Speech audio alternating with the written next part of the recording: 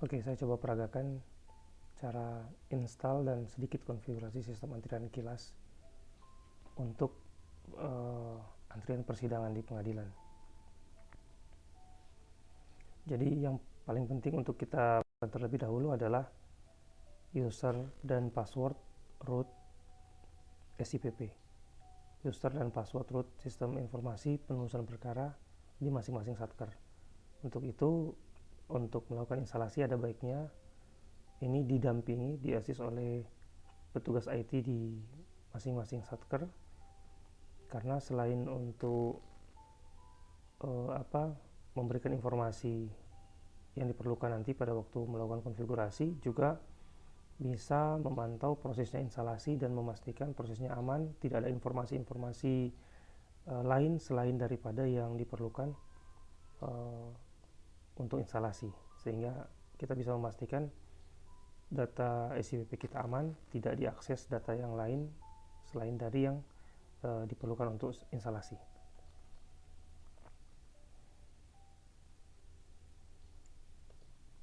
Di sini saya sudah siapkan satu folder yang berisi modul-modul aplikasi antrian persidangan. Jadi sebelum kita lakukan instalasi database antrian persidangan, kalau kita jalankan modul touchscreen-nya akan muncul pesan kesalahan seperti ini. Tidak diketahui database antri sidang karena belum terpasang di server. Akan muncul pesan kesalahan seperti ini. Kita tutup dulu, klik di panel jam, klik 2 kali, kemudian tutup. Yang pertama kali dijalankan untuk instalasi, kawan-kawan lihat dalam folder ada file dbconfig.exe, ini dijalankan. Kemudian IP server, jika kita melakukan instalasi di perangkat yang berbeda dengan perangkat server, maka kita masukkan IP servernya 192 dan seterusnya. Namun kalau instalasi dilakukan di perangkat server langsung, maka kita masukkan localhost.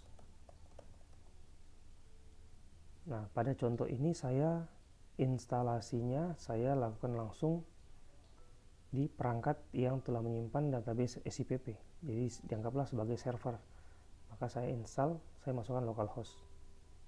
Kemudian yang dimasukkan di sini adalah nama database SIPP-nya. Jadi kita masukkan nama database SIPP.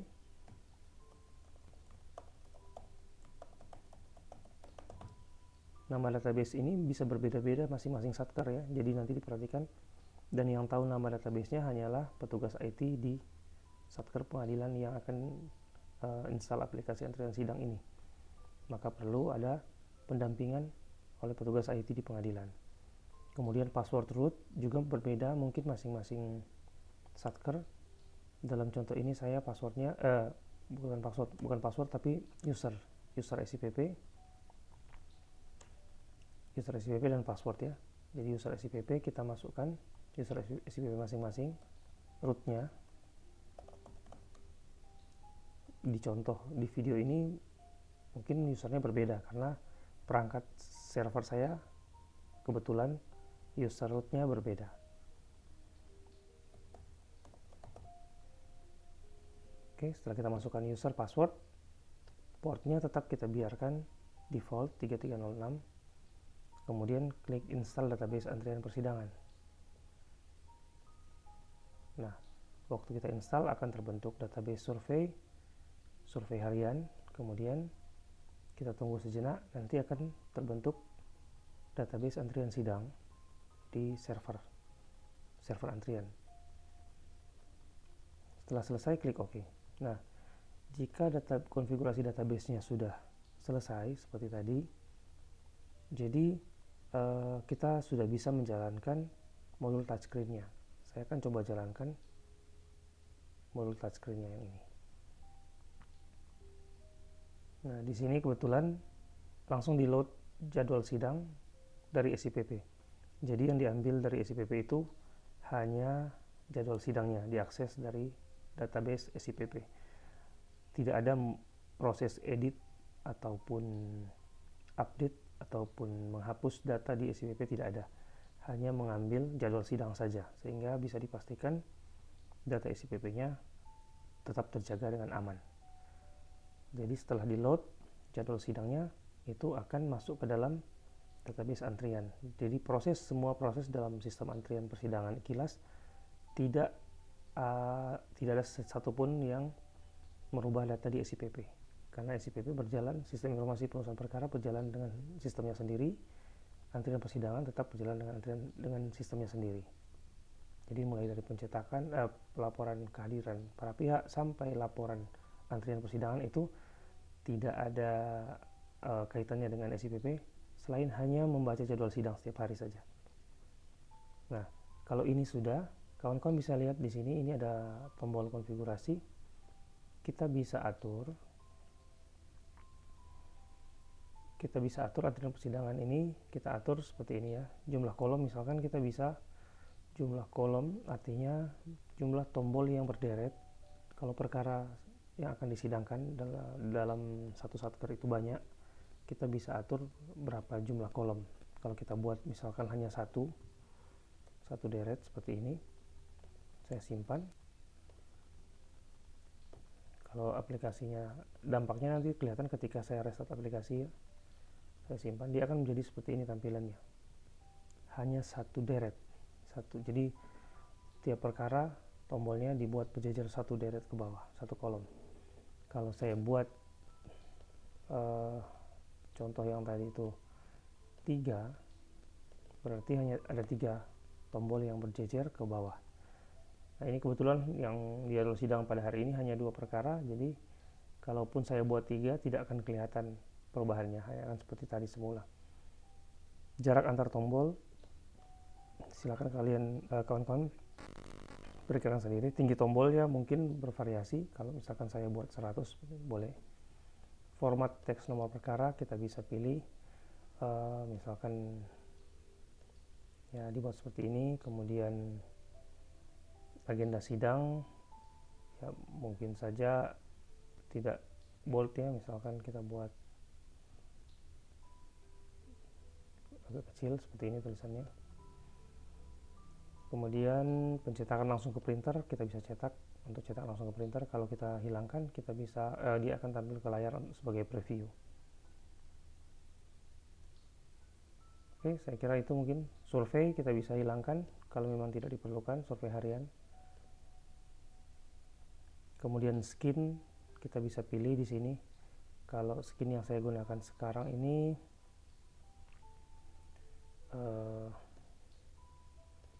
apa ya? Coba kita pilih di sini ya. Nah, ini ada sesuaikan dengan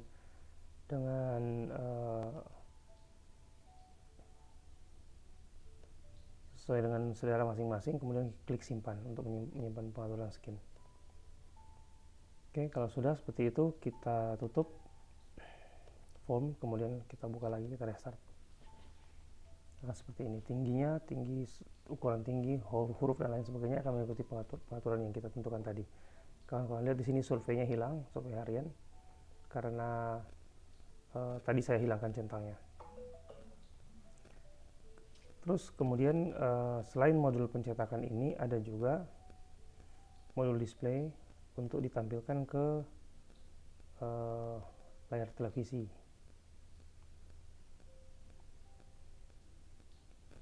Ketika dijalankan, kemudian saya tadi belum mencontohkan ya, kita coba cek dulu di file config-nya.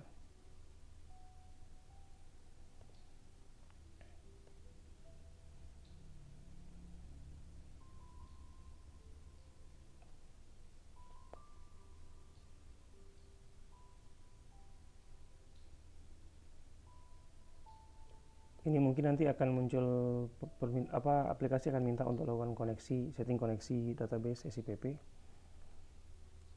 Saya coba jalankan saja dulu, kemudian nanti kita lihat bagaimana respon aplikasi ketika saya login. User defaultnya admin.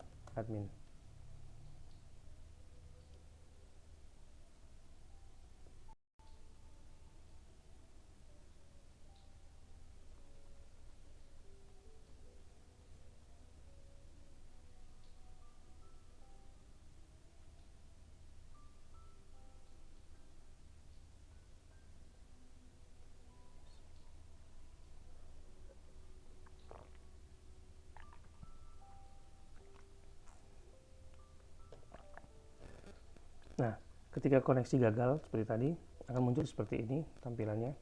Kita rubah. Kenapa gagal? Karena pertama servernya tidak sesuai IP-nya, kemudian database tetap antri sidang ya, bukan database SIPP tapi antri sidang, database lokal, kemudian usernya dan passwordnya harus disesuaikan, kemudian klik hubungkan. Oh maaf, ini pun gagal karena apa? Karena saya salah mengetik servernya.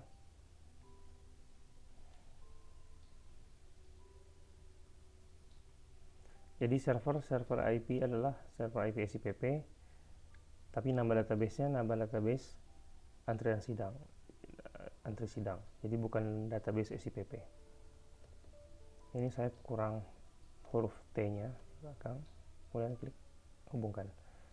Kalau berhasil, jendela tadi akan tertutup. Kita klik login.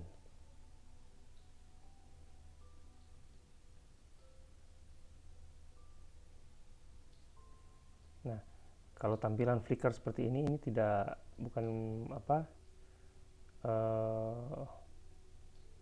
bukan masalah serius, karena ini disebabkan file-file ini tidak tersedia di perangkat saya. Pet file untuk video dan lain-lain ini tidak tersedia di perangkat saya. Maka solusinya saya akan browse ke file media yang ada di PC saya. Memang kita cari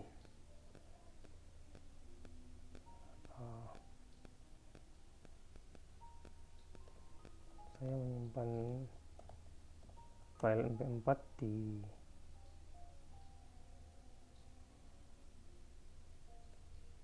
perangkat saya ini.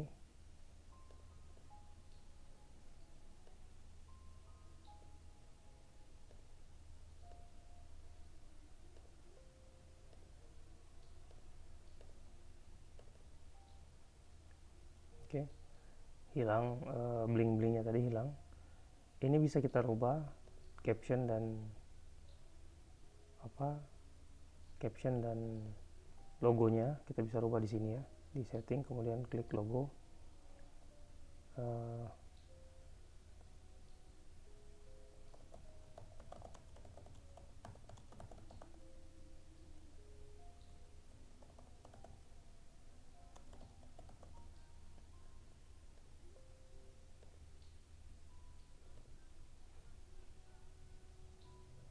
Kemudian modul display tadi sudah, modul touchscreen sudah. Kita jalankan modul pemanggil.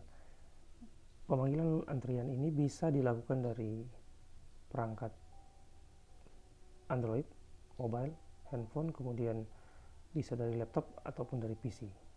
Nah, karena ini saya simulasikan di PC, untuk Android kita install file APK-nya di Android masing-masing. Kalau Android yang terbaru 64 bit, kalau Android lawas itu 32 bit. Silahkan dipilih sesuai dengan tipe Androidnya masing-masing. Untuk di Windows kita jalankan ini. Jadi aplikasinya semua selain selain file APK Android, untuk Windows itu portable. Jadi kita boleh pindah-pindah folder portable ya, tidak perlu diinstal. Semuanya hanya file exe. Koneksi kita cek koneksinya. Ini kita sesuaikan.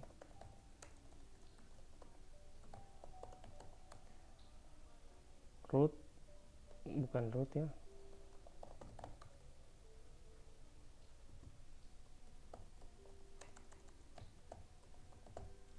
Kemudian klik koneksi.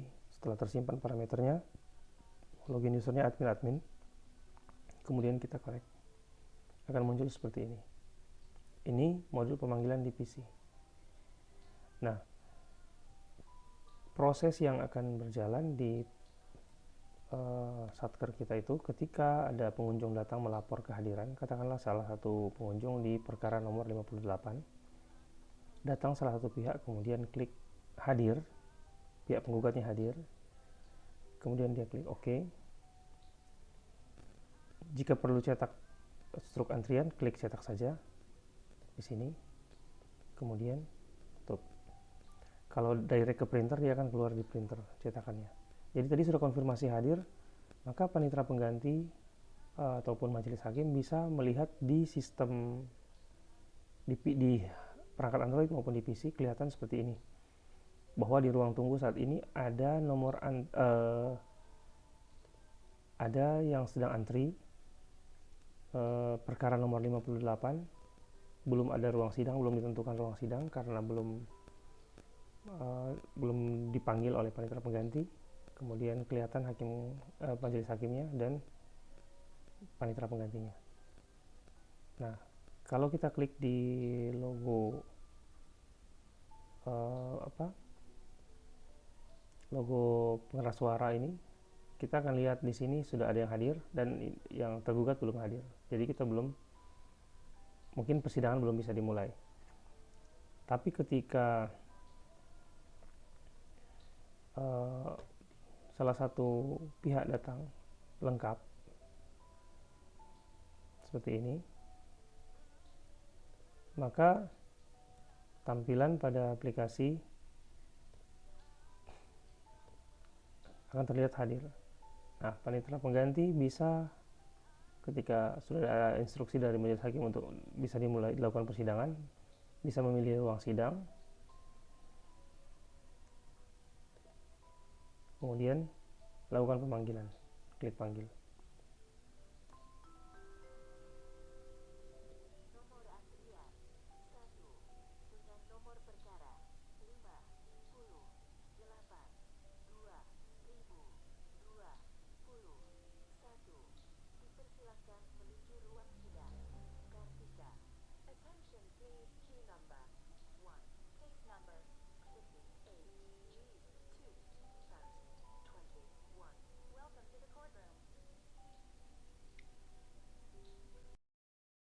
Oke, jadi saya kira demikian yang dapat saya peragakan. Dan yang paling penting untuk diketahui juga, ketika nanti saat melakukan instalasi kemudian terjadi kendala pada waktu mau melakukan konfigurasi awal database sistem antrian, perlu diperhatikan permission dari user yang digunakan, permission aksesnya ke database, itu saja. Jadi memang membutuhkan pendampingan dari